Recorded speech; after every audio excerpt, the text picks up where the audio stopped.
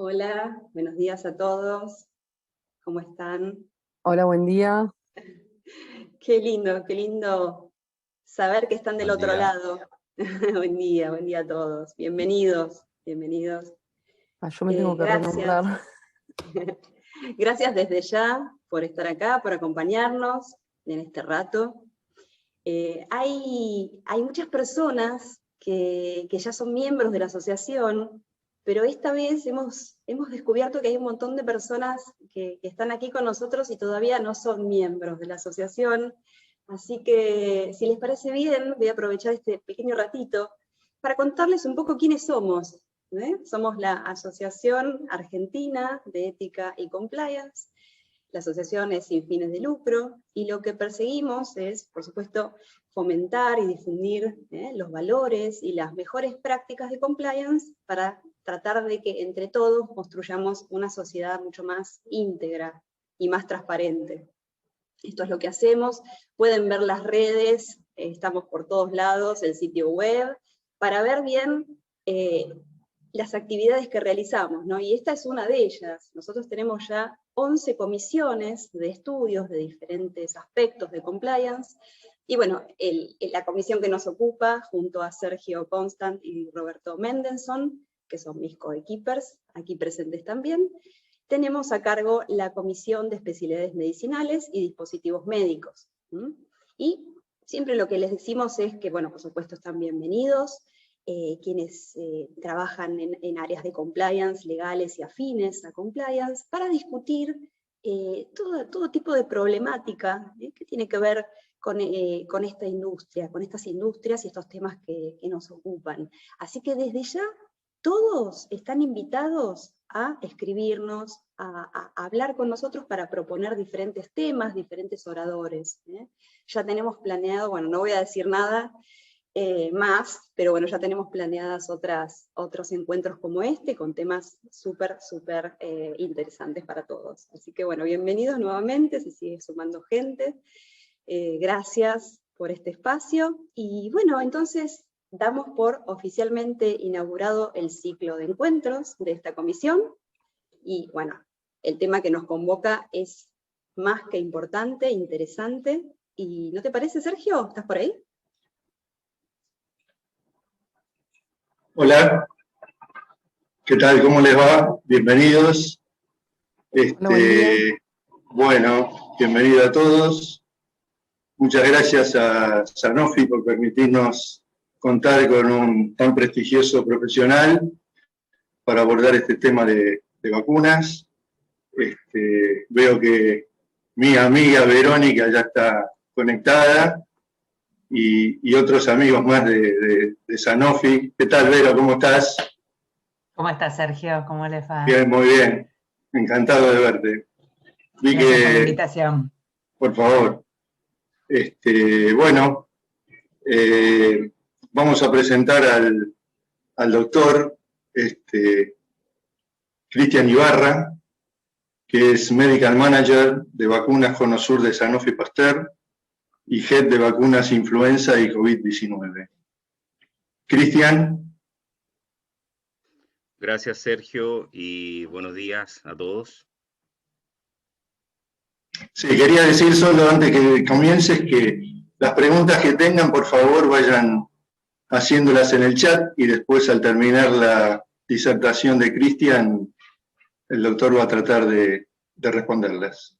Adelante, Cristian. Bueno, muchas gracias, Sergio. Muchas gracias a la Asociación Argentina de Ética y Compliance por la invitación y a los asistentes por su interés en escuchar esta exposición acerca de un tema que sin duda es relevante, es actual y hoy día se habla en todos los foros. Actualmente las conversaciones acerca de vacunas han migrado desde un entorno académico, médico, a todos lados, al subte, a las sobremesas de una conversación un día domingo, y en realidad es muy importante y es una gran noticia para nosotros como comunidad científica poder hacer divulgación de esta información en foros en los cuales habitualmente nosotros no estamos, como por ejemplo este. Así que muchas gracias a todos por su interés en participar. Voy a comenzar a compartir mi pantalla y a hacer algunas preparaciones, entonces les pido un poco de paciencia. Ojalá todo me resulte a la primera.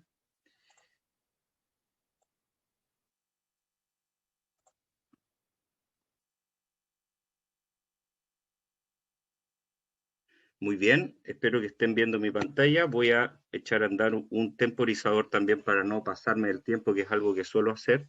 Entonces, hoy día la idea es revisar algunos conceptos muy generales acerca de vacunas COVID.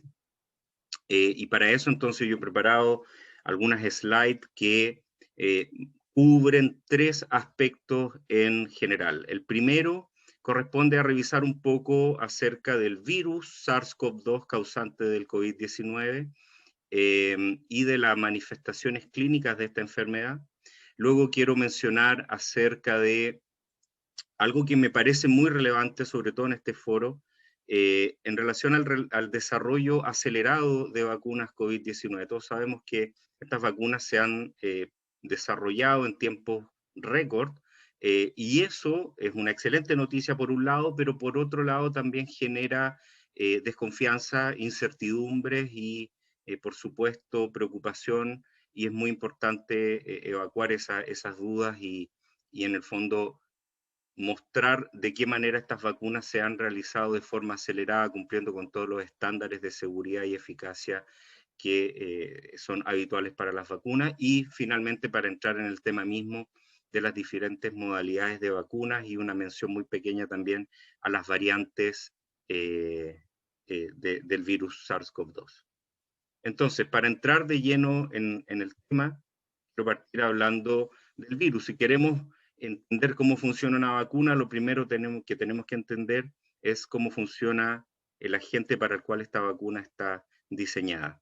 Entonces, el virus SARS-CoV-2, que en esta imagen se muestra en esta ilustración, es un virus perteneciente a la familia de los coronaviridae, y particularmente el SARS-CoV-2 pertenece a un género de estos virus que son los beta coronavirus, y comparte este género con otros coronavirus que producen enfermedad en el ser humano, como son los coronavirus responsables de causar el resfrío estacional, como el primero y el tercero que se muestra en este recuadro, y también con 2 coronavirus que en los últimos 20 años han producido brotes de enfermedad severa en el ser humano, que es el SARS-CoV o SARS-CoV-1, como le llamamos también, y el MERS.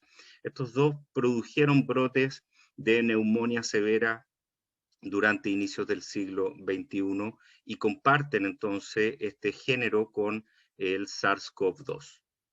Desde el punto de vista virológico, el virus SARS-CoV-2 mide aproximadamente 60 a 140 nanómetros. Esto, en otra forma de decirlo, es entre 60 y 140 millonésimas de milímetros, o sea, es realmente muy, muy pequeño. Contiene información genética dentro de su envoltura que está compuesta por ARN, que tiene una polaridad positiva y que mide aproximadamente 30 kilobases. Y esta información genética entonces codifica para 5 proteínas estructurales que forman principalmente la envoltura del virus y 8 proteínas funcionales no estructurales que están involucradas en los mecanismos de virulencia del virus SARS-CoV-2. Este virus posee una envoltura lipoproteica, como se muestra en esta representación, desde la cual emerge una proteína que se denomina la proteína S. Ustedes la han escuchado seguramente con muchos nombres: la proteína S, proteína Spike, proteína espiga, proteína espícula. Desde ahora en adelante me voy a referir a esta simplemente como la proteína S. Esta es muy importante porque es la proteína fundamental y más importante que permite al virus unirse específicamente a las células del epitelio respiratorio para comenzar entonces la invasión y los mecanismos de virulencia. Esto es muy importante porque está asociado con las manifestaciones clínicas, con el inicio de la infección, pero también esta proteína S es el blanco terapéutico para el desarrollo de vacunas. Por lo tanto, esta proteína S es fundamental y me voy a referir continuamente acerca de esta proteína a lo largo de la presentación. Entonces, la presencia de esta envoltura lipoproteica del virus determina que este virus tenga una cierta labilidad en el medio ambiente, donde puede permanecer activo para el contagio entre 30 minutos y hasta 4 días, dependiendo de las condiciones medioambientales y de las características, por ejemplo, de la superficie donde el virus quede depositado. Es importante poner en perspectiva entonces este nuevo coronavirus causante del COVID-19 con otros virus respiratorios estacionales y también con otros miembros de la familia de los coronavirus. Acá yo presento una tabla comparativa entre el virus SARS-CoV-2 causante del COVID-19, el virus de la influenza y los otros dos coronavirus, el SARS y el MERS. Entonces, en primer lugar, si miramos este índice R sub 0, que se conoce como el índice reproductivo o factor de contagiosidad, este número quiere decir cuántas personas se van a contagiar a partir de un sujeto ya infectado con este virus. En el caso del COVID vemos que este es más contagioso que la influenza y aproximadamente similar al SARS y bastante más que el MERS. Sin embargo, si miramos este otro índice que es el índice de la tasa de fatalidad por caso, es decir, cuánta gente muere del total de personas que se infectan con el virus, vemos que el SARS-CoV-2 es casi 40 veces más letal que la influenza, pero mucho menos letal que los virus SARS y MERS. Todos estos virus requieren de un tiempo de latencia luego de ser incorporados, eso se denomina tiempo de incubación, que puede variar entre 1 a 14 días, dependiendo del virus, y básicamente es el tiempo en el cual el virus comienza a replicarse sin producir síntomas clínicos. La tasa de hospitalización, que tiene que ver, por supuesto, con la severidad del cuadro clínico que producen, vemos que en el caso del COVID es casi 10 veces más alto que el de la influenza, pero es mucho más bajo que el del SARS y MERS, donde casi el 100% de los sujetos infectados con estos virus requieren de hospitalización. Y es por eso también que el número total de infectados para el SARS y el MERS es también más bajo, porque como todos los sujetos requieren hospitalización y no hay sujetos que circulen con el virus, entonces la transmisión de este virus es mucho más limitada. En el caso de la influenza, cada año ocurren aproximadamente 1.000 millones de casos de influenza en ambos hemisferios, en ambas temporadas invernales, y en el caso del COVID-19 es un número que aún se encuentra en desarrollo, toda vez que la pandemia aún no es completamente controlada. Entonces, en particular el virus SARS-CoV-2 va a producir un cuadro clínico que creo interesante ver cómo este cuadro clínico se produce.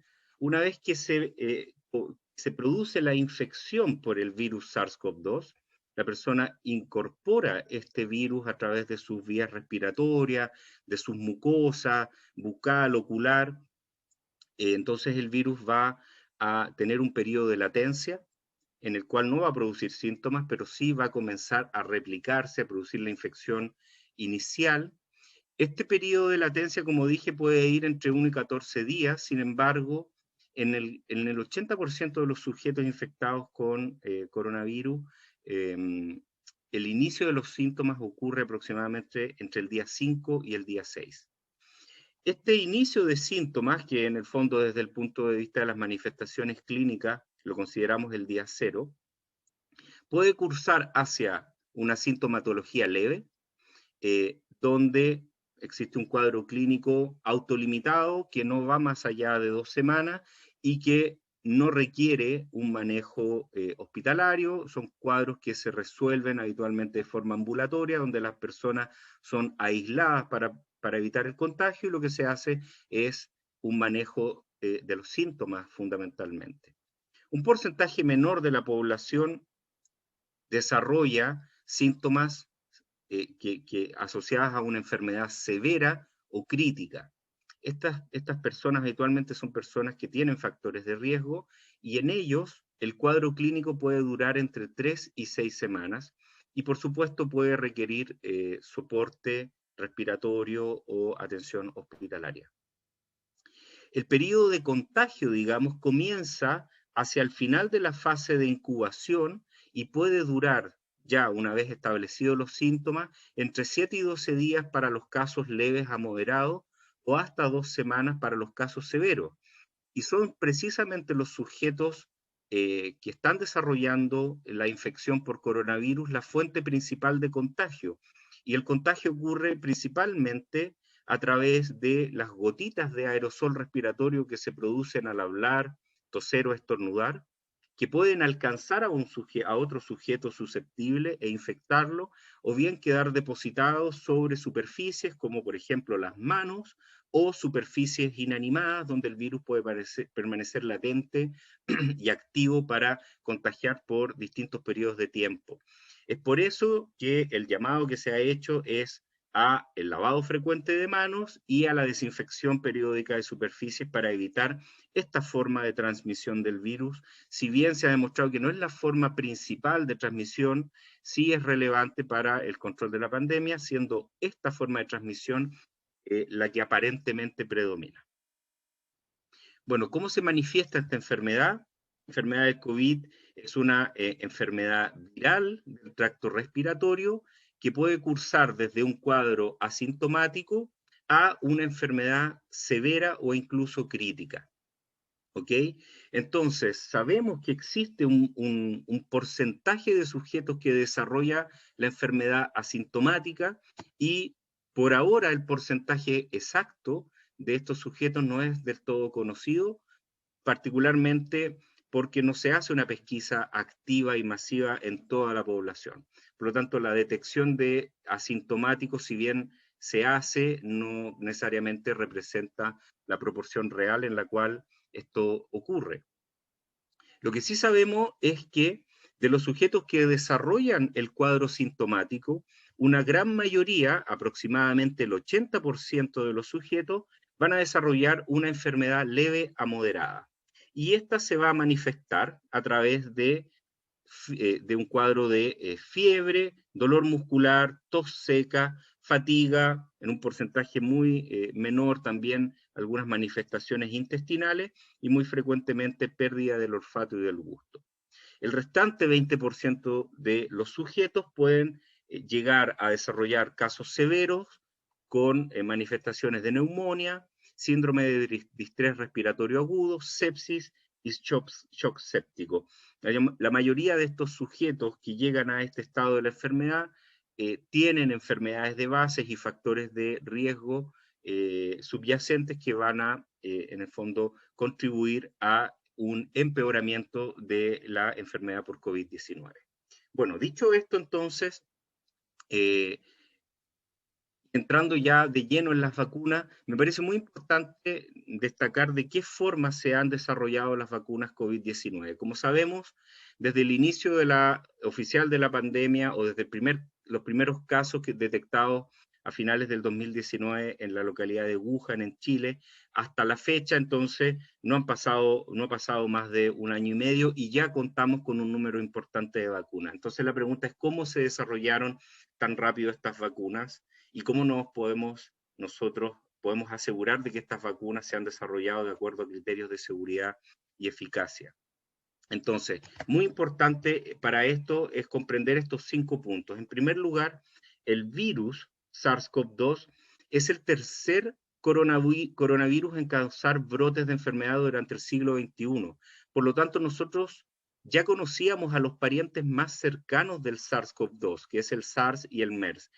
La identidad de estos virus ya se conocía, su secuencia genómica, su estructura la conocíamos muy bien, y todos los trabajos fundacionales se completaron para la proteína S en los coronavirus SARS y MERS. Por lo tanto, ya conocíamos el determinante antigénico principal que da cuenta del mecanismo de virulencia para los otros virus. Por lo tanto, partimos desde una posición muy adelantada en cuanto a conocer contra quién teníamos que desarrollar una vacuna. Luego se activaron una serie de colaboraciones internacionales e intercambio por parte de las autoridades regulatorias se inició una revisión continua de los procesos de desarrollo para acelerar la evaluación y una colaboración intensiva e intercambio de información abierta entre las agencias de referencia y las instituciones que desarrollaban vacunas o que desarrollan vacunas, sean estas públicas o privadas. El financiamiento fue prácticamente instantáneo, inmediato, y donde no había fondos se realocaron los mismos para poder priorizar el desarrollo de estas vacunas. Rápidamente se aceptaron nuevas plataformas tecnológicas de vacunas. Las primeras vacunas que aparecieron contra el COVID-19 son vacunas innovadoras, cuyas plataformas de desarrollo no tenían precedentes anteriormente en el mundo de la vacunología. Eso permitió ahorrar mucho tiempo en el desarrollo de vacunas. Y finalmente el fondo COVAX, que es un fondo parecido al fondo rotatorio de la OPS, que se estableció para asegurar el acceso equitativo a las vacunas COVID para todos los países. Acá doy una mirada acerca de cómo podemos comparar el desarrollo de las vacunas contra el COVID-19 versus el desarrollo tradicional de vacunas. Si miramos cómo se han desarrollado las vacunas históricamente, entonces el desarrollo de vacuna es un proceso que puede tardar aproximadamente en promedio 15 años y que parte desde el diseño de estudios preclínicos exploratorios para, en el fondo, identificar cuál será el antígeno vacunal que se utilizará, el cual luego pasa a una fase de, esta parte puede durar algunos años, para entrar en una fase de toxicología preclínica, para establecer que o predecir que esta intervención será segura en el ser humano. Luego se entra en la fase de ensayos clínicos que puede durar entre 5 y 7 años, donde en 3 fases consecutivas se establecen los criterios de tolerabilidad, seguridad y eficacia clínica de estas nuevas vacunas. Estos, una vez concluidos, se someten a una revisión regulatoria por parte de las autoridades que puede durar entre 1 y 2 años, y en ese punto entonces se comienza la producción industrial, el escalamiento del proceso y la distribución de las vacunas. Esto puede tardar hasta 15 años de forma tradicional o incluso más. Hay, por ejemplo, enfermedades como el VIH que han pasado décadas y todavía no tenemos vacunas contra esta enfermedad, por ejemplo. Sin embargo, en el caso del desarrollo de las vacunas SARS-CoV-2, vemos que todas estas piezas en esta línea se fueron reacomodando. El diseño preclínico y la parte de toxicología preclínica se desarrolló solo en algunos meses, ya que conocíamos, como dije anteriormente, estos estudios desde las pandemias de SARS y MERS.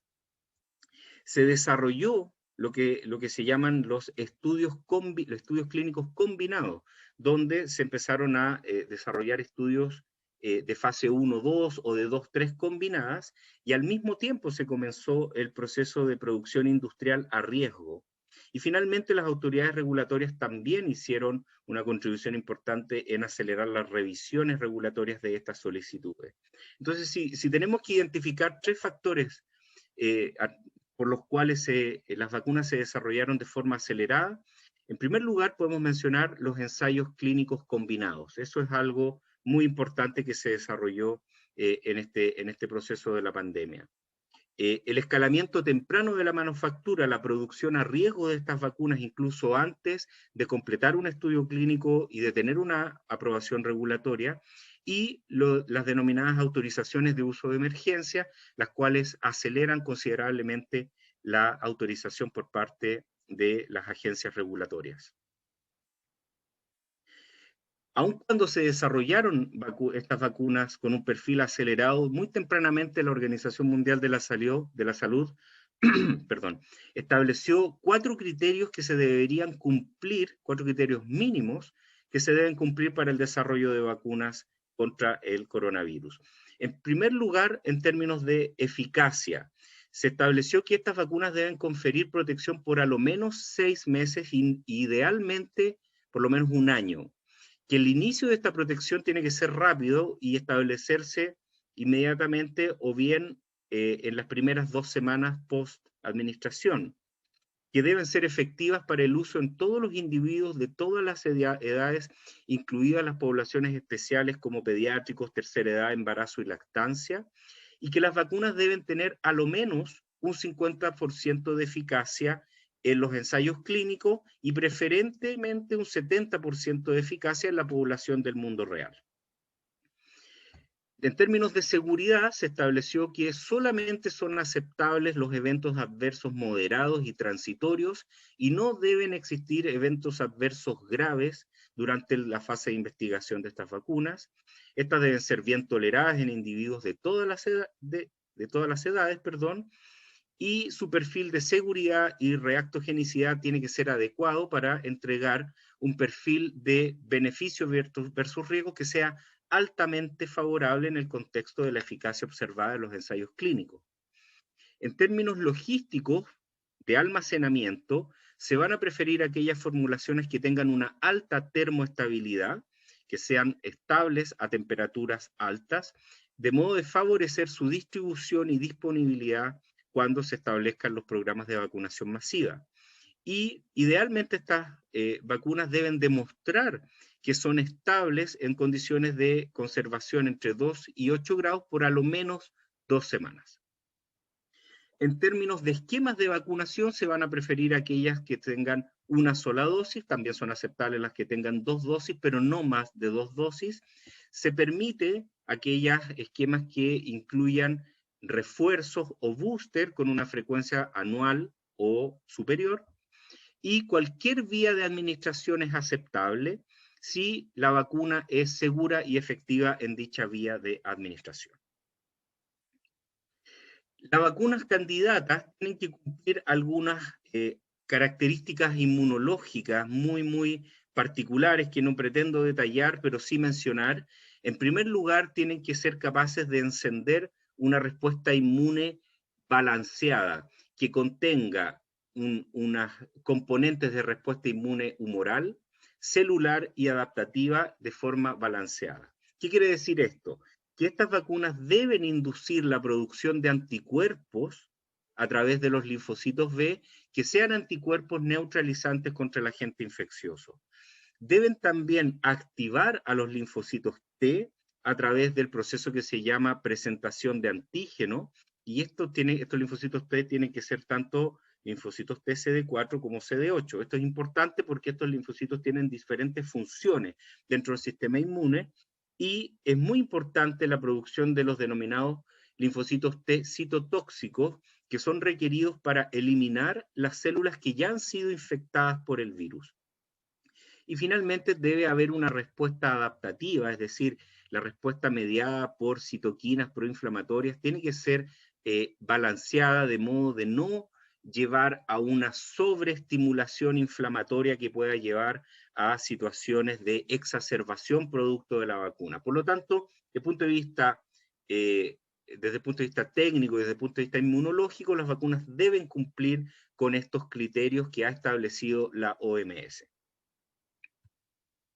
Entonces, entrando de lleno a cuáles han sido las distintas vacunas o las plataformas de vacunas que se han desarrollado, entonces acá yo presento las 4 grandes plataformas o modalidades de vacunas que hoy día vemos presentes en, digamos, el ecosistema de las vacunas COVID-19.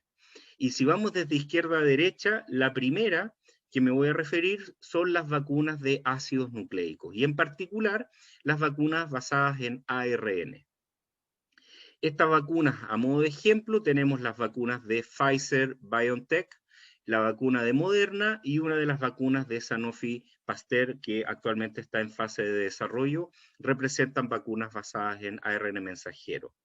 Dentro de las características o de las ventajas de estas vacunas, desde la selección del antígeno hasta el inicio de un ensayo clínico con este tipo de modalidad, pueden pasar solamente 5 a 6 semanas. Entonces es muy rápido el desarrollo conceptual de una vacuna basada en ácidos nucleicos y podemos empezar a testearla de forma muy temprana.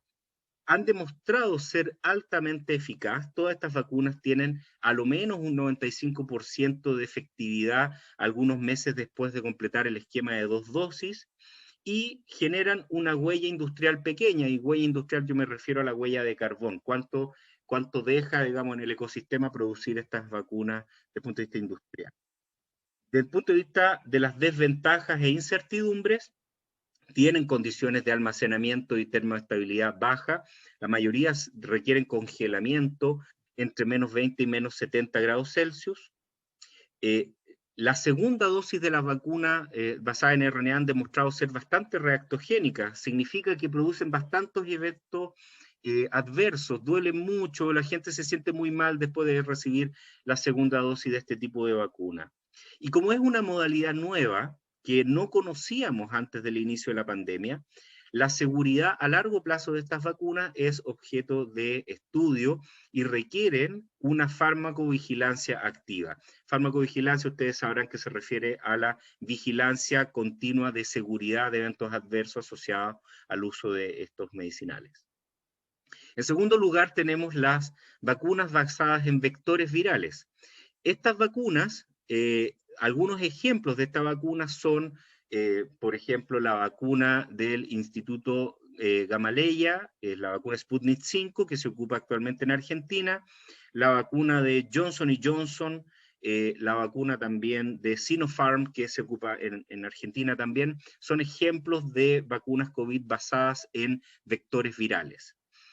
Como ventaja de esta vacuna, desde la selección del antígeno hasta los ensayos clínicos en humanos, pueden pasar algunos meses. Si bien es un poco más lento que la vacuna de ácido nucleico, sigue siendo conveniente desde el punto de vista de la rapidez del inicio de los estudios clínicos. Han demostrado también tener una efectividad bastante adecuada, que oscila entre 60 y 90% algunos meses después de completar el esquema.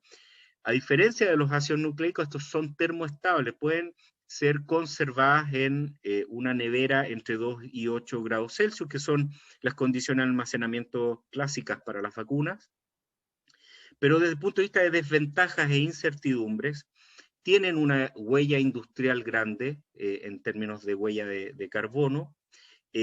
Como utiliza un vector viral, y me voy a referir acerca de qué significa esto a continuación, básicamente lo que uno hace es poner la información genética para producir el antígeno dentro de otro virus. Ustedes habrán escuchado que estos vectores virales son adenovirus, y los adenovirus son virus que infectan al ser humano normalmente y que producen cuadros respiratorios estacionales, resfríos estacionales, y por lo tanto, al utilizar un adenovirus modificado genéticamente, se puede producir una respuesta inmune contra el vector. Por lo tanto, eso genera un impacto sobre los refuerzos. Es decir, cuando uno requiere tomar una dosis de refuerzo con una vacuna de este tipo, el sistema inmune puede reconocer ese refuerzo, esa vacuna, y atacarla y neutralizarla, y por lo tanto la efectividad de esa dosis de refuerzo puede verse comprometida. También es una modalidad nueva, no la conocíamos antes de la pandemia, o no se utilizaba en el ser humano antes de la pandemia, y también requiere una farmacovigilancia activa y a largo plazo, y seguramente ustedes habrán escuchado que existe el denominado riesgo de integración genómico, es decir, que esta información genética contenida en el vector adenoviral se pueda integrar dentro del genoma humano, produciendo mutaciones, activando oncogenes. Eso teóricamente para esta modalidad de vacuna podría ocurrir.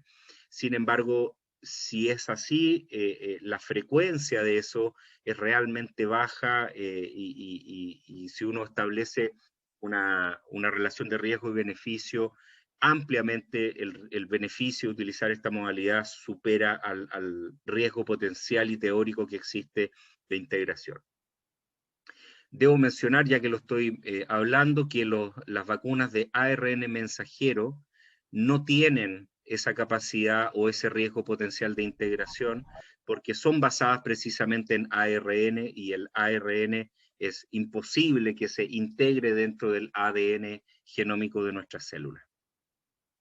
La tercera modalidad acá son las vacunas proteicas o de subunidades proteicas. Acá lo que se utiliza es el antígeno, es decir, esta proteína S es producida en el laboratorio, formulada en forma de una vacuna y administrada directamente. No es necesario que nosotros pongamos la información para que se produzca el antígeno en nuestro cuerpo. Son más lentas en su producción, estas requieren, desde la selección del antígeno a los ensayos clínicos en humanos, pueden pasar algunos años, son termoestables, pueden ser conservadas en condiciones de almacenamiento tradicionales para las vacunas, requieren habitualmente refuerzos. Con una dosis no se genera inmunidad y requieren siempre una segunda dosis, y podría incluso requerir refuerzos a lo largo de la vida para mantener la inmunidad de forma adecuada. Y dentro de las desventajas e incertidumbres, son vacunas que requieren sustancias que se denominan adyuvantes. Estas sustancias son parte de la formulación que lo que permiten es potenciar o activar inespecíficamente el sistema inmune para que reconozca este antígeno, porque el antígeno solo no puede hacerlo, no es capaz de hacerlo, y generan una huella industrial bastante más significativa que las otras modalidades. Y finalmente tenemos las vacunas basadas en el microorganismo entero, es decir, acá lo que se utiliza es el virus SARS-CoV-2 modificado, inactivado por métodos físico-químicos, el cual se utiliza como vacuna para inmunizar. No, y por lo tanto no requiere la selección del antígeno porque estamos utilizando el microorganismo completo. Lo que sí requiere son refuerzos e incluso puede requerir refuerzos continuos y de rutina. Puede ser más lábil desde el punto de vista de la termoestabilidad y requerir condiciones de conservación un poquito más estrictas. Pueden ser más reactogénicos, no obstante el virus esté inactivado. Al ser el microorganismo completo, el sistema inmune genera o enciende una respuesta un poco más agresiva, y eso se puede traducir en una reactogenicidad, es decir, que produzca un poquito más de efectos adversos o de efectos secundarios en quien los recibe. Son vacunas que duelen más, que después de recibirlas pueden producir un poquito más de fiebre o malestar general, pero habitualmente eso es autolimitado y desaparece al cabo de algunos días. La seguridad de estas vacunas en las poblaciones inmunocomprometidas es un tema que debe observarse con bastante cercanía, y pueden llegar a dejar una huella industrial bastante grande. Eso como forma muy general para las plataformas. Para todas las vacunas COVID-19 existen incertidumbres en relación al impacto que tienen estas vacunas sobre la transmisión. Sabemos que muchas de ellas tienen la capacidad de prevenir el cuadro clínico severo. Es decir, quien está vacunado, si se infecta con coronavirus, no va a desarrollar un cuadro clínico grave, no va a requerir hospitalización o no se va a morir, pero no sabemos si esas vacunas van a interrumpir la transmisión desde esa persona a otro sujeto, y tampoco conocemos cuánto es la duración de la protección, cuánto duran estos anticuerpos en el organismo, ni tampoco sabemos si son realmente efectivas contra las distintas variantes que han ido surgiendo para el coronavirus. ¿Ok? Entonces, ahora entrando en un detalle un poquito más ilustrativo en relación a las vacunas. Quiero partir con las vacunas de virus entero o de microorganismo entero. Existen dos categorías de estas vacunas, que son las vacunas de virus inactivado. Un ejemplo de esta vacuna es la vacuna Sinovac, que se utiliza ampliamente en la inmunización en Chile y en Brasil. En este caso, el coronavirus es inactivado por métodos físico-químicos, formulado en una vacuna y luego administrado. Eso es reconocido por el sistema inmunitario para encender luego una respuesta inmune. Existen también los que se denominan los virus atenuados. Acá lo que se hace es modificar genéticamente el virus, sacar todos los genes involucrados con la virulencia, es decir, con la capacidad de producir la enfermedad, pero el virus se puede multiplicar, tú lo administras y se puede multiplicar dentro del organismo para encender una respuesta inmune, por lo tanto genera una respuesta inmune mucho más robusta, pero también genera más efectos adversos. Ejemplos de estas vacunas por ahora no existen, no han llegado a utilizarse aún en humanos, ¿ok? Luego tenemos las vacunas de ácidos nucleicos, particularmente las de ARN. Y como ya mencioné, no existían vacunas de este tipo aprobadas para el uso en humano con esta tecnología antes de la pandemia COVID-19. Esta es una vacuna innovadora. Acá lo que se hace es tomar un fragmento de información genética, que es ARN, que contiene la información de la proteína S. Esto se formula dentro de una denominada nanopartícula lipídica para encapsular este ARN, porque el ARN es muy inestable y necesita ser protegido, entonces estas nanopartículas lo protegen. Esto se formula, se administra, y entonces esta nanopartícula va a ingresar a las células del lugar de la inyección.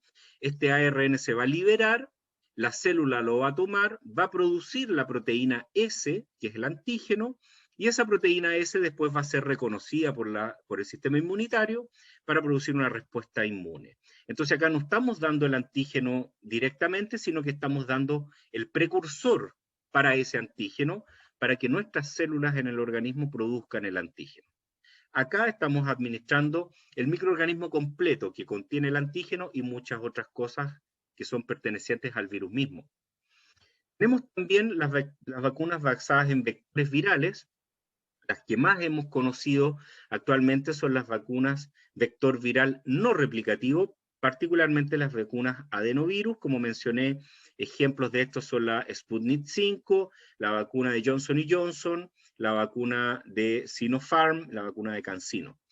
En esta, lo que se hace es introducir el gen para la proteína S, que acá se muestra en rojo, dentro del genoma del adenovirus, y esto se formula en una vacuna y se administra. Esto entonces, este virus va a infectar células que estén en el lugar de la inyección, y va entonces a producirse el antígeno en estas células para luego ser reconocida por el sistema inmune y producir una respuesta inmune. Existen también las vacunas de vector viral replicativo. No hay ejemplos actualmente de estas vacunas, pero lo que se hace en teoría es tomar un virus, como por ejemplo el virus del sarampión, atenuado, es decir, desprovisto de los genes para poder causar la enfermedad, y en él entonces se incluye la información genética para el antígeno, la proteína S. Esto se formula en una vacuna, se inocula, y estos virus entonces se multiplican dentro del lugar de la inyección, produciendo grandes cantidades de antígeno en las células que han infectado. Luego eso entonces se elimina por parte del sistema inmune. Estas son las vacunas vector viral, y como dije, tampoco existían vacunas de este tipo previo a la pandemia COVID-19. Y una última modalidad de vacuna, que es una modalidad clásica de vacuna, son las vacunas proteicas, ¿ok? Acá lo que se hace es utilizar el antígeno principal del microorganismo y producir este antígeno en un laboratorio en una forma que se denomina DNA recombinante, es decir, utilizando manipulación genética y expandiendo y produciendo este antígeno en bioreactores en grandes cantidades, el cual después es aislado, formulado con, por ejemplo, sustancias adyuvantes y administrado directamente. Entonces acá el sistema inmune se encuentra directamente con el antígeno en el sitio de la inyección y produce una respuesta inmune. Y también existen en esta misma categoría lo que se denominan las partículas tipo virus, donde lo que se hace es tomar nanopartículas sintéticas que tienen aproximadamente el mismo tamaño del virus, entre 60 y 140 nanómetros, y decorarlas con el antígeno, en este caso la proteína S. También se puede hacer lo mismo tomando la envoltura vacía de un virus, es decir, el virus, la envoltura del virus sin nada dentro, sin material genético, y eso decorarlo con el antígeno, formularlo y administrarlo directamente. En este caso, entonces, hablamos de las denominadas vacunas proteicas. Esas son, hoy en día, las 4 grandes modalidades de vacuna, la forma en la cual estas vacunas funcionan, y hemos visto muy interesantemente que las primeras vacunas en llegar fueron precisamente vacunas para las cuales no existía aprobación de uso en el ser humano, lo que quiere decir que la innovación o estas plataformas innovadoras de vacunas fueron las que alimentaron el desarrollo de estas vacunas. Y me van quedando con más de 5 minutos y me quiero referir entonces, para cerrar, a las variantes del coronavirus. ¿Qué significan las variantes? ¿Qué son y por qué ocurren? Entonces acá tengo que hacer una pequeña introducción y decir que, como mencioné inicialmente, el coronavirus es un virus que contiene información genética de tipo ARN, ¿ok? Eso es muy importante porque los virus basados en ARN, en esta ilustración se muestra la estructura del coronavirus acá, con estas puntitas rojas que son la proteína S, y dentro entonces el fragmento de ARN, que es la información genética, el cual se muestra acá ampliado, mostrando algunos detalles de los genes que incluye este material genético. Y en marrón entonces se muestra el gen para la proteína Spike. ¿Por qué el hecho que sea un virus ARN es tan importante? Porque cuando un virus ARN infecta una célula, produce copias de sí mismo. Y para los virus ARN, las copias que se producen nunca son iguales a el virus original que infectó esa célula. ¿Y por qué ocurre eso? Porque esas copias lo que van haciendo es acumular errores en la transcripción, en la copia de esa hebra de ARN, ocurren errores, ¿ok? Y esos errores no se corrigen, porque las células que está infectando no tienen mecanismos de corrección de las copias de ARN. Sí las tienen para las copias de ADN. Y es por eso que los virus ADN prácticamente no presentan mutaciones, y si nosotros tenemos una infección con un virus ADN, una vez o nos vacunamos una vez contra un virus ADN, esa inmunidad nos sirve para siempre, porque ese virus no va a cambiar. En el caso de los virus ARN, estos virus van constantemente cambiando, evolucionando, porque van incluyendo errores, y esos errores se transforman en mutaciones, y esas mutaciones se van acumulando. Y cuando esas mutaciones que se acumulan otorgan a esta nueva copia del virus alguna ventaja por sobre su predecesor, entonces ese virus se va adaptando y va predominando, y esto basado, por supuesto, netamente en los criterios más clásicos de la evolución, es decir, se van generando versiones del virus mejor adaptadas y esas son las que van predominando, ¿ok? Entonces, en primer lugar, una diferencia entre lo que es una mutación en el virus y lo que es una variante. Las mutaciones, por ejemplo, acá en esta ilustración se muestran que en la variante B117 del coronavirus, que es la denominada variante británica, existen todas estas mutaciones en el genoma de la proteína, perdón, en el gen de la proteína S, estas mutaciones, estas deleciones que en combinación generan una variante. Es decir, la variante británica acumula todas estas mutaciones en el gen de la proteína S. ¿Y cuál es la consecuencia de esas mutaciones? Bueno, acá las resumo.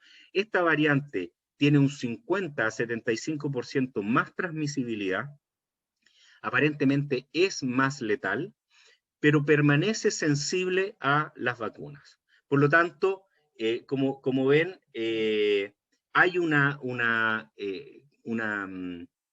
suma de mutaciones que va a conferir una característica a esta nueva variante. Entonces, explicado eso, la primera variante de interés y de preocupación es la denominada variante británica, que acumula estas mutaciones que confieren estas características. En segundo lugar, existe la variante B1351, que es la denominada variante sudafricana. En esta se acumulan estas otras mutaciones. Algunas mutaciones se repiten en las distintas variantes, porque son mutaciones que, digamos, le dan una ventaja al virus y por lo tanto se van seleccionando. Y estas variantes entonces, esta variante sudafricana tiene 50% más transmisibilidad, y además tiene un 20% de evasión de los anticuerpos neutralizantes. Por lo tanto, es una variante que tiene una menor sensibilidad a las vacunas actualmente disponibles, ya que las vacunas que existen actualmente se han desarrollado sobre la base de la variante original de Wuhan. Y estas son variantes sobre esa variante original, y por lo tanto pierde esta variante, evade la neutralización producida por los anticuerpos que que se producen por la vacuna. Y finalmente, una tercera variante de preocupación es la variante P1, la variante de Manaus, de Brasil, que acumula estas mutaciones en el gen de la proteína S, y que a diferencia de las otras variantes está un poco menos estudiada porque la vigilancia genómica en nuestra geografía es un poco más limitada, pero lo que se sabe y lo que se ha observado es que potencialmente es más transmisible, potencialmente evade anticuerpos neutralizantes y potencialmente, por supuesto, tiene una menor sensibilidad a las vacunas disponibles. Por lo tanto, ¿por qué es importante atender el surgimiento de distintas variantes? Porque probablemente las vacunas que hoy día estamos utilizando no tengan una efectividad tan importante sobre distintas variantes. Y en la práctica, ¿en qué se traduce eso? En que necesariamente tendremos que ir incluyendo estas variantes en la vacuna. Y esto es muy importante porque si tomamos el ejemplo de la influenza, que también es un virus ARN que ha ido evolucionando a lo largo casi de 150 años, las vacunas contra la influenza han ido acompañando esa evolución de la influenza. Y en el caso del coronavirus, a mí no me cabe ninguna duda de que tendrá que ser de la misma manera. Las vacunas deberán acompañar esta constante evolución del coronavirus, y la composición de la vacuna tendrá que ir adaptándose a esta constante evolución también. Pues me parece que eso es lo que yo tenía preparado por ustedes. Muchísimas gracias por su atención y creo que entonces ahora podemos comenzar la ronda de preguntas si es que las hay. Muchas gracias.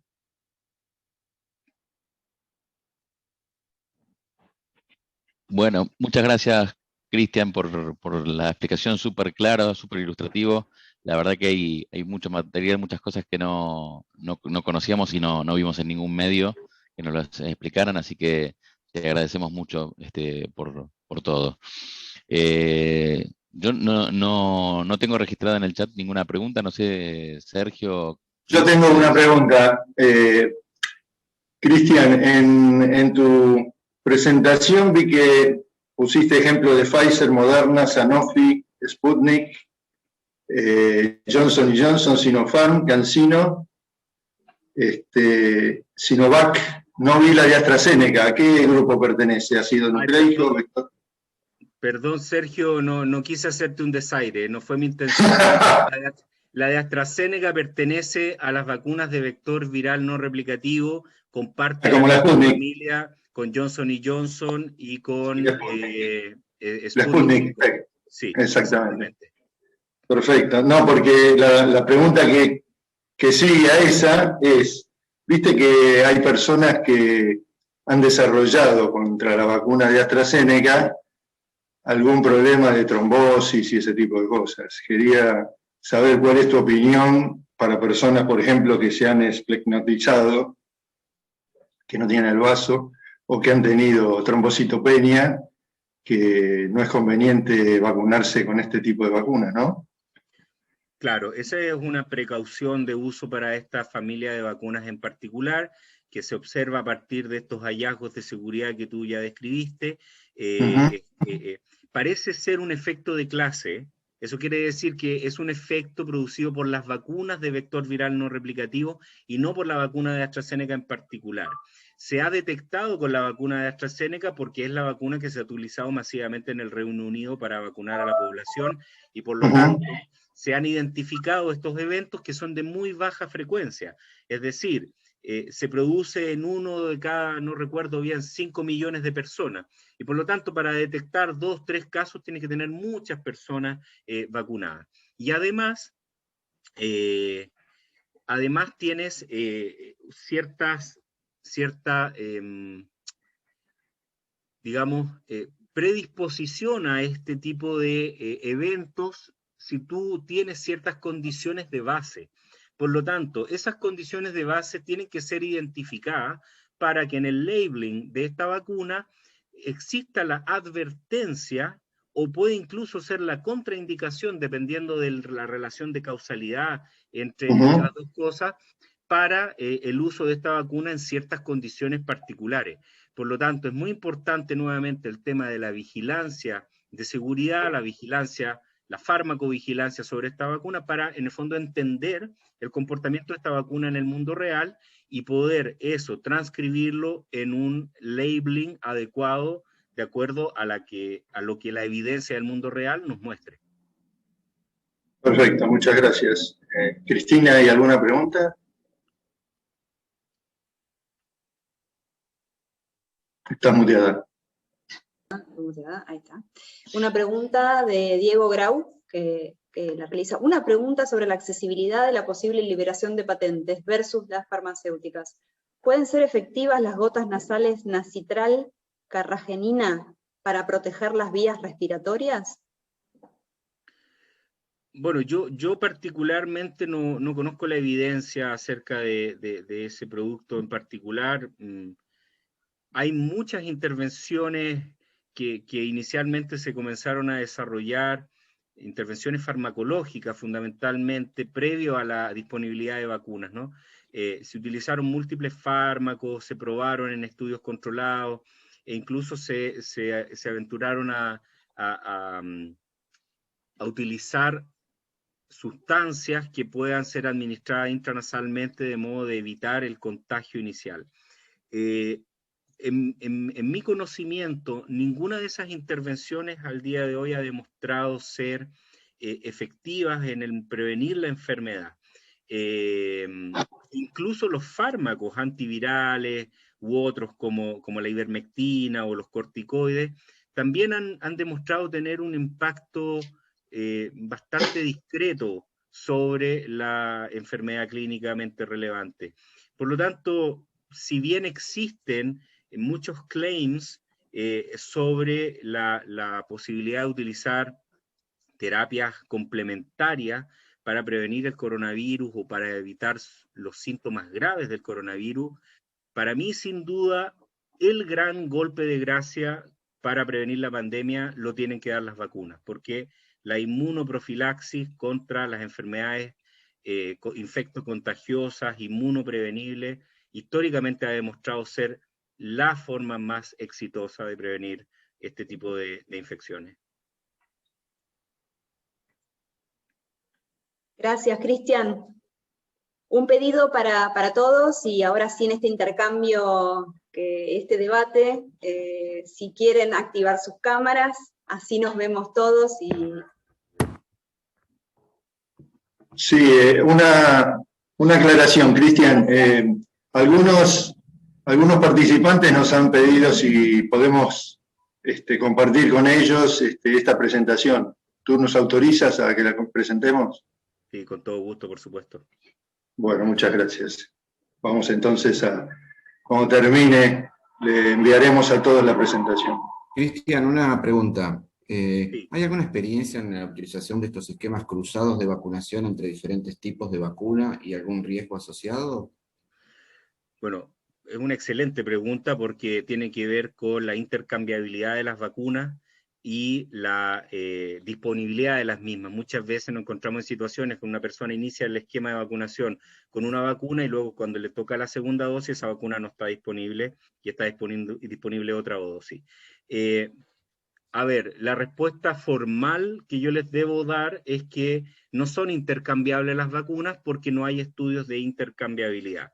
Ahora, una respuesta más laxa, y seguramente respuesta que los expertos darían, es que en una situación de emergencia, incluso no habiendo evidencia de intercambiabilidad, es preferible que esa persona tenga un esquema de vacunación completa, aunque sea con vacunas que no son de la misma categoría, a que quede un esquema incompleto y que este se postergue innecesariamente. Yo creo que va a depender mucho de la condición de riesgo de la persona. Si esta es una persona que se encuentra en un riesgo alto de enfermedad severa por coronavirus, por ahí conviene, y eso por supuesto queda a criterio clínico del médico, conviene completar esquema. Lo importante de saber es que en el caso de vacuna, el intervalo mínimo entre dosis es súper importante. Siempre se debe cumplir el intervalo mínimo. Luego, si se cumple ese intervalo y es 21 días o 28 días, pero nos damos la segunda dosis a los 40 días, a los 60 días, no importa, porque esa dosis es válida. Lo que no se debe hacer es administrar antes la segunda dosis del intervalo. O sea, si son 28 días, yo no puedo administrármelo a los 14 o a los 20 días, porque ese esquema no va a estar completo. Esa segunda dosis no es válida. Entonces, intercambiabilidad todavía no existe. Seguramente hay estudios que se estén desarrollando. Habrá que evaluar la necesidad de hacerlo con la escasa evidencia que tenemos de acuerdo a la condición de riesgo de la persona, y lo que sí es muy importante es respetar los intervalos mínimos entre dosis, perdón. Gracias. De nada, Lucas.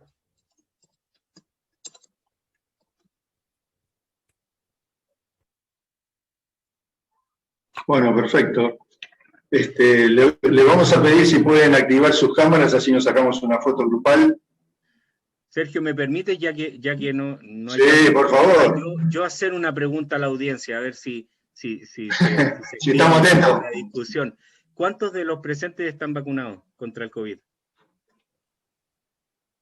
Veo una, dos, no muchas manos activas.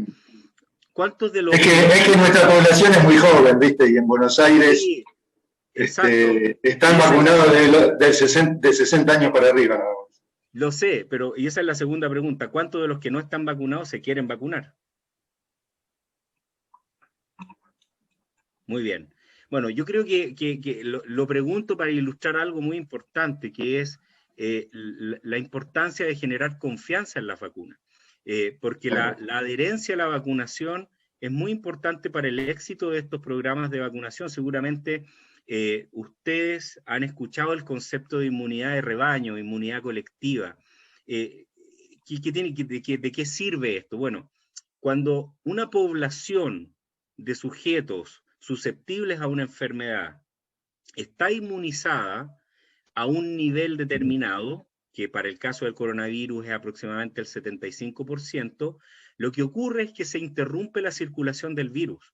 El virus deja de transmitirse de individuo a individuo, y es por eso que la denominada inmunidad de rebaño es aspiracional hoy día. O sea, todos queremos llegar a la inmunidad de rebaño.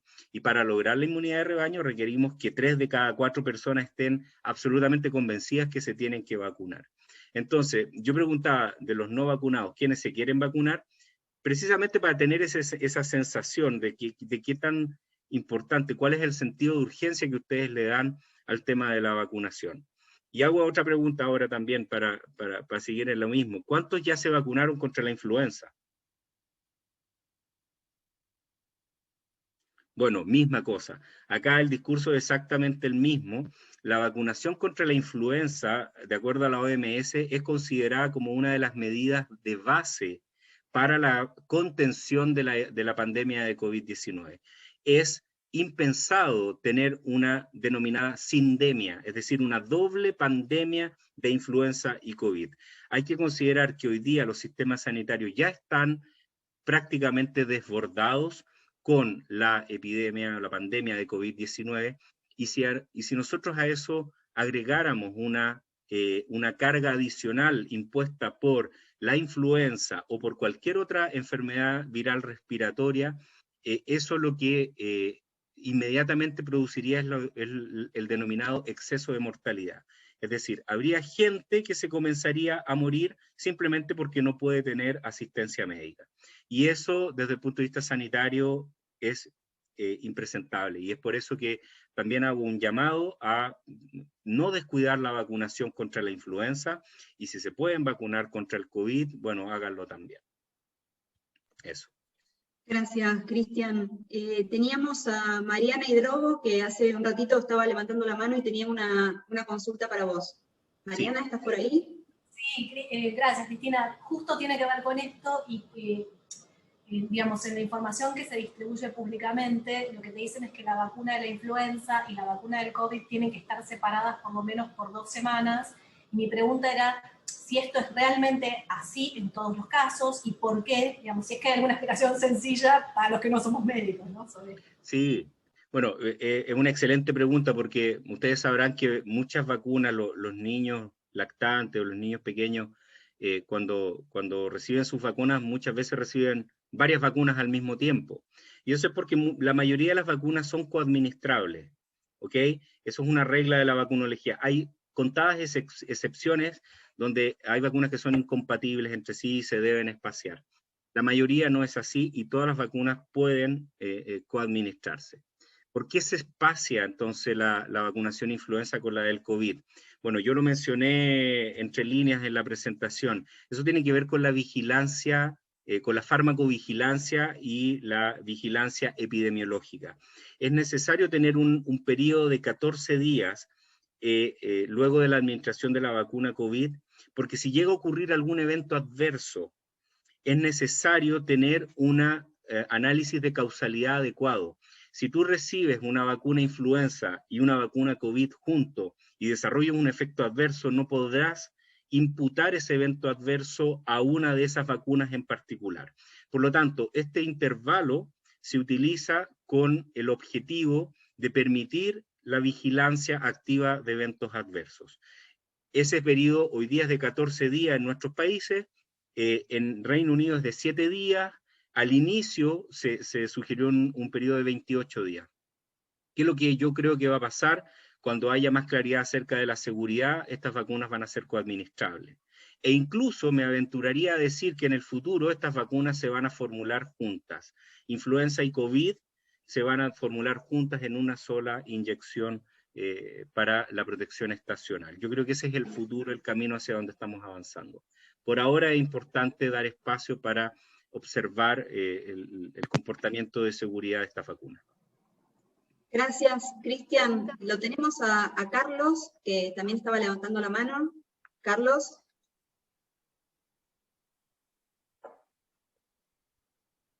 Carlos Tavares. No te escucho, Carlos, creo que estás muteado. Y María Andrea Pacero también quería hacer una pregunta. Sí, también. Adelante, Andrea. Bueno, Carlos. Bueno, perdón, te quería hacer una consulta respecto de las personas que padecen enfermedades respiratorias, como en mi caso, porque he leído últimamente que aparentemente el virus no es tan agresivo como se suponía. ¿Por qué se considera a una persona asmática, por ejemplo, como en mi caso, un grupo de riesgo? Y por otro lado, quisiera si me podés volver a explicar cómo funciona la inmunidad de rebaño, que no lo termino de comprender cabalmente. Gracias. Bueno, Carlos, a ver, los pacientes asmáticos y otros pacientes que tengan enfermedades crónicas de base son considerados pacientes de riesgo, ¿ok? De hecho, si uno mira la epidemiología de la enfermedad COVID-19 y observa las hospitalizaciones por COVID-19, el 50% de las pacientes que tienen otras enfermedades son hipertensos, son diabéticos, tienen asma, enfermedad pulmonar obstructiva crónica, son inmunosuprimidos, etc.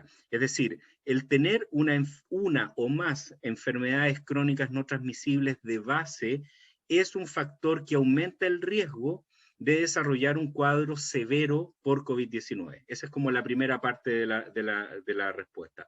En el caso particular de los asmáticos, son más susceptibles de desarrollar complicaciones severas porque tienen una fragilidad respiratoria y, por lo tanto, un cuadro inflamatorio en el tracto respiratorio puede rápidamente progresar a un cuadro de neumonía, a un cuadro de distrés respiratorio que requiera internación e incluso soporte respiratorio.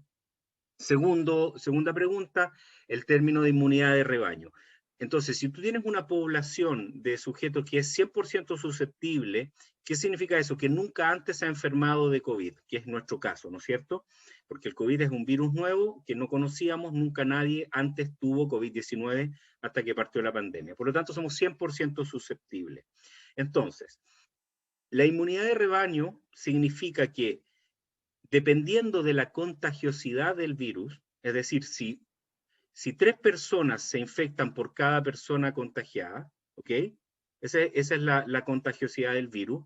Entonces, si tú vacunas al 75% de las personas, o si el 75% de las personas ya tuvo COVID, entonces el virus no va a poder infectar a quienes estén vacunados, y por lo tanto, quienes estén no vacunados o no inmunizados van a estar protegidos por los sujetos que estén inmunizados alrededor de él. Por eso se llama rebaño, porque los vacunados o los inmunizados actúan como un escudo protector para quienes no están vacunados, y quienes no están vacunados pueden no estar vacunados porque o son muy pequeños, o porque no pueden recibir la vacuna, o porque tengan alguna condición de contraindicación de las vacunas. Esas personas son susceptibles y no se pueden vacunar, y para proteger a estas personas lo que se hace es vacunar a su entorno, ¿ok? Eso es la inmunidad de rebaño, es la inmunidad. Cuando se hace en un grupo pequeño, por ejemplo en una familia, te pongo este ejemplo porque es más ilustrativo. Si tú tienes una familia con un recién nacido, que no se puede vacunar contra algo, tú lo que haces es vacunar a la familia completa. Vacunas a la mamá, al papá, a los hermanos, a los tíos, a los abuelos. Entonces, con eso generas un mecanismo de protección comunitaria para ese individuo susceptible, ¿ok? Y ellos actúan como protección. A eso se refiere la inmunidad colectiva o la inmunidad de rebaño. Muchísimas gracias. Mejor esta vez. Sí, sí, sí, clarísimo. Muchísimas gracias. Ok.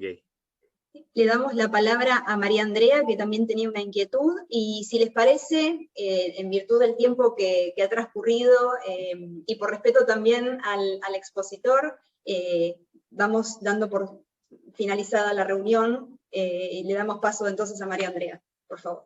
Gracias. Mi pregunta es, antes decían que la segunda dosis era a los 21 días.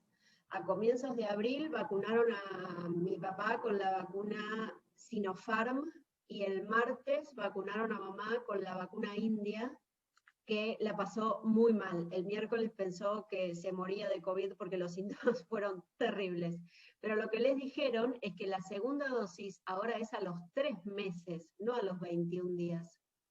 ¿Eso afecta en algo la protección, la inmunidad que les da la vacuna, o por qué ese salto tan grande de 3 semanas a 3 meses? Sí, bueno, yo la verdad es que desconozco la razón por la cual se les informó eso. Como dije, lo importante siempre cuando hay esquemas de dosis repetidas de vacuna es que se respete el intervalo mínimo entre dosis. Si es 21 días, a partir del día 21 en adelante, la segunda dosis se puede recibir y es igualmente efectiva. Existen experiencias, por ejemplo, documentadas en Brasil, donde la vacuna Sinovac, que es una vacuna de virus inactivado, que se debe administrar 28 días, con un intervalo de 28 días, en Brasil se ha demostrado que si esa vacuna se recibe a los 60 días, a los 45 o 60 días, el nivel de protección, luego de completar el esquema, es un poco mayor. Entonces, aparentemente, si tú separas aún más las dosis, se genera un nivel de inmunidad un poquito más alto. Ahora, ¿por qué ocurren estos esquemas? ¿Por qué se hacen y cómo se llegan a determinar estos esquemas? Estos esquemas se establecen en la fase de investigación clínica. Y la recomendación de esquema tiene que ver con cómo se diseñó el estudio clínico pivotal o fundamental, y eso a su vez viene de toda la fase de investigación preclínica en animales, que se extrapola a humanos, luego se prueba en humanos, se ve que ese esquema funcione, y luego ese es el esquema recomendado. Luego, en el mundo real, ese esquema se puede ir adecuando en base a la información que se vaya acumulando de uso de esas vacunas. Y una misma vacuna se ocupa o se puede utilizar en distintos esquemas, en distintas geografías, de acuerdo a la opinión de expertos que haya en cada país. Por ejemplo, existen vacunas, un ejemplo clásico es las vacunas combinadas pediátricas, la vacuna hexavalente, que se utiliza en los lactantes.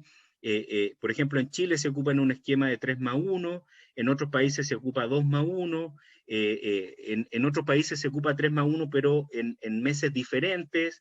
Entonces, cada país va adecuando los esquemas de vacunación de acuerdo a sus necesidades y también de acuerdo a temas logísticos, ¿ok? Porque sobre todo es importante que las personas no tengan que volver muchas veces a ponerse dosis de vacuna, y si lo hacen, se aprovecha la oportunidad de coadministrar otra vacuna, etc. En particular, la experiencia de tus padres, desconozco a qué se deba esa recomendación, pero de todas formas, lo más importante, o la mayor preocupación debiese ser que el intervalo mínimo se cumpla, y si se cumple, la inmunidad que se va a producir por ese esquema debiese ser considerada como una inmunidad completa. Bárbaro, muchas gracias. Muchas gracias, Cristian. Bueno, más que agradecidos todos por tu tiempo, por la claridad conceptual. Realmente un lujo y un placer haberte escuchado. Esperamos que ustedes también, todos los asistentes, compartan esta opinión. Le damos un aplauso virtual a Cristian. Gracias. Gracias.